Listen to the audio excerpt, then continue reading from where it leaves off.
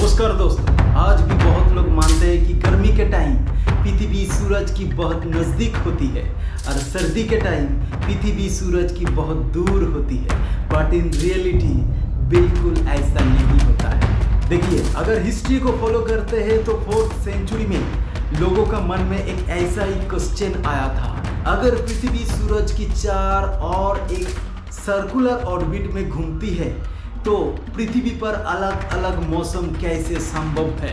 तो आइए आज की इस वीडियो में समझते हैं, जब पृथ्वी सूरज से बहुत दूर होती है तब क्यों गर्मी महसूस करते हैं जहाँ ठंड महसूस करना चाहिए, जब पृथ्वी सूरज के बहुत नज़दीक होती है तब क्यों ठंड महसूस करते हैं जहाँ गर्मी महसूस करना चाहिए।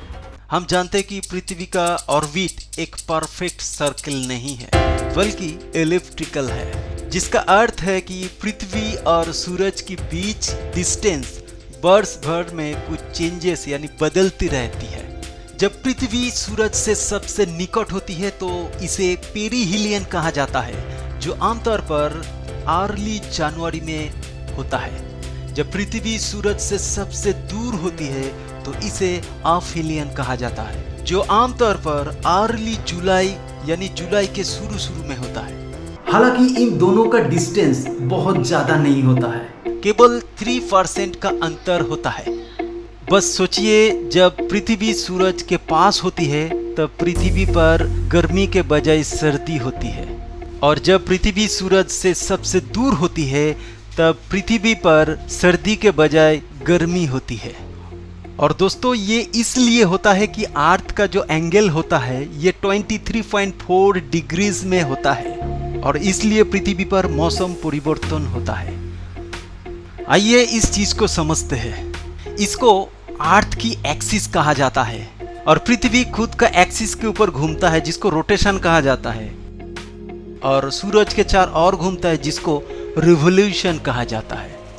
दोस्तों, जब उत्तर गोलार्ध सूरज की तरफ टिल्टेड होता है तो दुनिया की उस हिस्से में रहने वाले लोगों को गर्मी का अनुभव करते हैं, और ये इसलिए होता है क्योंकि सूरज सिर के ऊपर होता है और सनलाइट सीधे पृथ्वी पर पड़ता है, और इस समय दिन रात से लंबा होता है। दोस्तों, at the same time southern hemisphere में लाइट बहुत ही कम पड़ता है, और इसलिए यहाँ पे विंटर का शुरुआत होता है।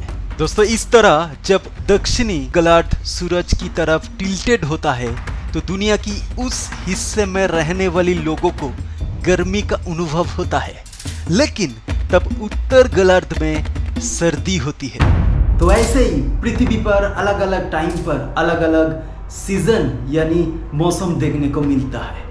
दोस्तों, उम्मीद करते हैं कि ये वीडियो आपको बहुत अच्छा लगेगा। अगर वीडियो अच्छा लगता है तो जरूर कमेंट करके बताएं। मिलते हैं अगले वीडियो में। Till then take care.